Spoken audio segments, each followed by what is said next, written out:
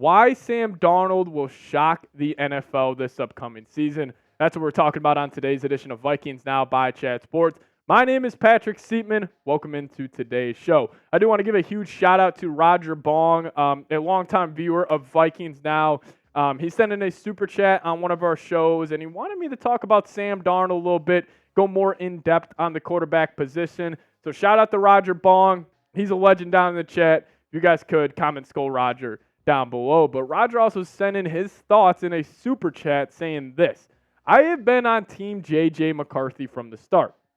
However, I wanted to give him the best chance to win by developing him so he does not fail like so many first-round quarterbacks. But it does seem like he is balling out. Now, I understand Sam Darnold has not looked the best in training camp. I fully understand that, but I still think people are now, swinging it to the other side where we are overreacting about a couple bad red zone periods from Darnold, and we're saying we fully need to go to JJ McCarthy. Coming up here, I'll explain why Darnold is going to be successful, but I will get you guys involved here on today's show. If you believe in Sam Darnold, hit that thumbs up button, spam the like button, but if you guys don't, comment why down below. If you don't believe in him, let me know your thoughts in the comments, but if you do believe him, hit that thumbs up icon. Just want to get the pulse of the fan base a little bit. Now, disclaimer here. I understand he has not been lighting it up at camp, but I am still a Sam Darnold believer. And, for multiple reasons. But I think we've seen in the NFL that, in terms of evaluating quarterbacks, I don't feel like media members do a good job of understanding the support system that the guys have came into. Darnold has never had a fair chance. And now finally with the Vikings, he does. And I want to use two quarterbacks as an example. Look at Jared Goff and Baker Mayfield. Now, Goff was successful with the Rams. He made a Super Bowl. He looked good under Sean McVay. But they moved off him, and they said, we're done with him. And then he went to a new team in the Detroit Lions who believed in him, gave him a good support system, and now he just got paid $40 million. I'm not saying he's going to take that same jump as Jared Goff did, but could he take half of that and maybe lead the Vikings to a wild card game? I could definitely see that. But the one player I want to lock in here just a little bit on, Baker Mayfield. Baker Mayfield and Sam Darnold have had very similar starts to their career. Got drafted by the Browns and the Jets, two terrible franchises. Haven't really gave them the best chance to succeed. And now Baker went to the Tampa Bay Buccaneers, led them to a playoff win, led them to a division title, and now he just got paid by Tampa. Let's look at these stats here from Baker Mayfield. And I want you guys to focus in on the 2 seasons in the middle, because those stats are very similar to Sam Darnold. Now, 60% completion percentage in 22, 10 touchdowns, 8 interceptions. Not a good season for the Bake Show. Played in 12 games with the Panthers and Rams, but then even the year before that with the Cleveland Browns, 17 touchdowns, 13 interceptions. It's not like Baker, even a couple years ago, was nearly the same guy he is now. But when he got with Tampa Bay, with Mike Evans, with Chris Godwin, with Tristan Wirfs, with a great offensive mind over there in Tampa, he had 28 touchdowns and 10 interceptions. And you're telling me Sam Darnold can't do that?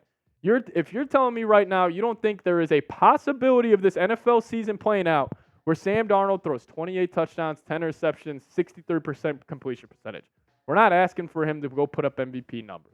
We're just asking him to just be a middle-of-the-pack, Kirk Cousins, Jared Goff, Baker Mayfield, Tua type of quarterback. I think he can get that. And even more ammunition on why Sam Darnold and Baker Mayfield are similar. They never had a fair chance when they were drafted to the original teams. Baker did make a playoffs and won a game with the Cleveland Browns. I get that. But big reason was that the Browns had a good team around him.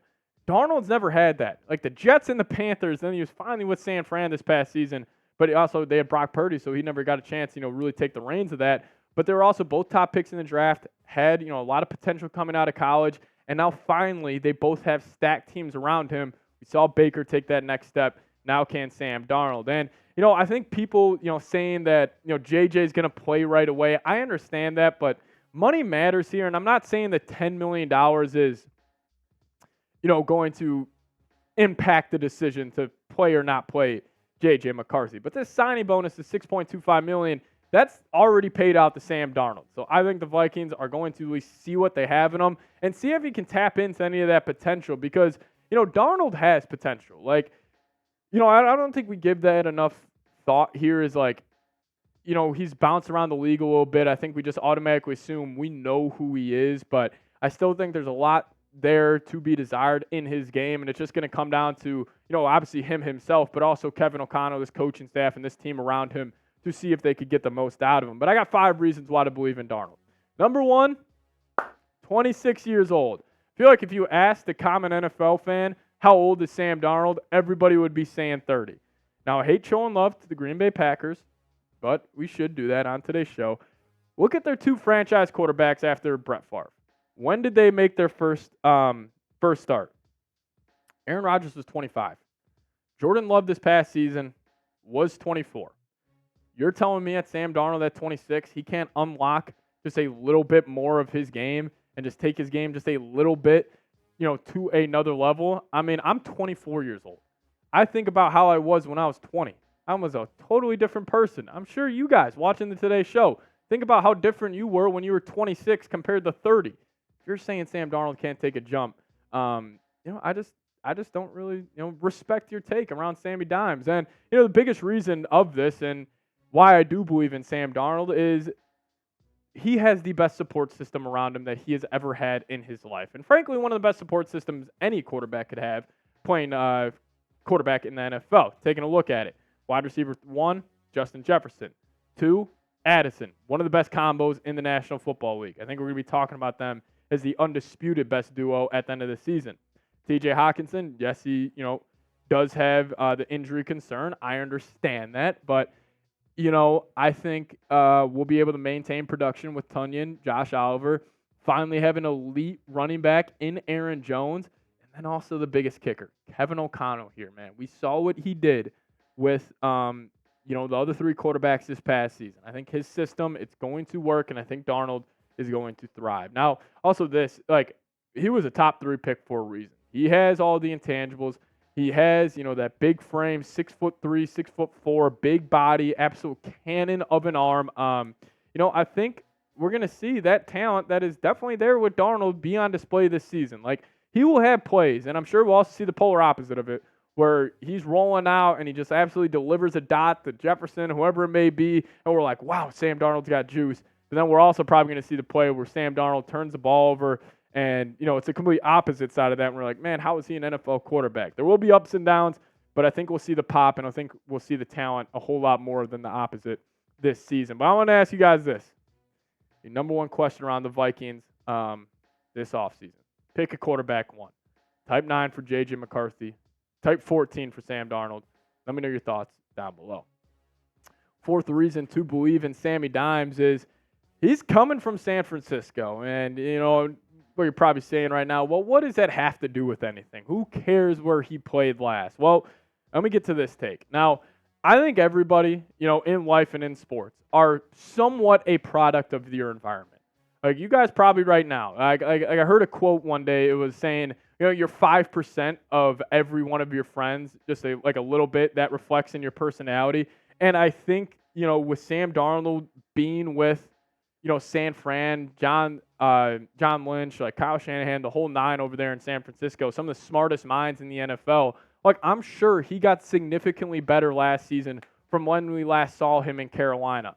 Sitting behind Brock Purdy, who, whatever your thoughts are on Purdy, he had a really good year last year. He was the 20th or 28th ranked player in the top 100 for a reason. I'm sure he, learned a lot, he grew a lot, and I know it may be a little out there reasoning on why to believe in Sam Darnold, but I really do think that matters. Where you have been in your life is a big reason of who you are right now, and I think Darnold, coming from San Francisco, it will propel him to being successful with the Minnesota Vikings. Let's kick it to number 5 here. It's Kevin O'Connell. Now, maybe I've been drinking a little too much purple Kool-Aid this offseason and just listened to too many Kevin O'Connell, speeches, and I saw it in the Receiver documentary when he got fired up. He was cursing out this Vikings team, but I think Kevin O'Connell will be a top 10 coach by the end of next season. I think he is going to be, undisputed, a top 10 coach. I'm sure us Vikings fans will be saying he's top 5. I think they're going to make the playoffs. I think the offense is going to be top 10 with JJ or Sam Darnold. Frankly, it doesn't matter because last year, what KOC did with Jaron Hall, Josh Dobbs, and Nick Mullins was special. I mean, I still think about that Falcons game where you had a quarterback who literally didn't practice a single time with your football team, go out there and dominate an Atlanta Falcons defense on the road, loud crowd. Kevin O'Connell's telling him to play in his headset, telling him the reads he needs to make. That's how special of a coach this guy is. I'm absolutely all in on him, and I think he's going to be undisputed top 10. But hey, if you guys made it to the end of today's video, want to see if I can catch any of the real ones. Normally I ask you guys to say skull or real one down below, but if you guys made it to the end, give me a Sammy Dimes down below in the comment section. I'll show you guys some love down there. Also, give me a follow on Twitter. That's a handle at Pat Sieps if you guys want more around the Minnesota Vikings. But shout out to Roger Bong for this video idea. If you guys also want to give Roger a follow on Twitter, just look up Roger Bong on there, and you guys can give him a follow. But see you guys next time. As always, Skol Vikes.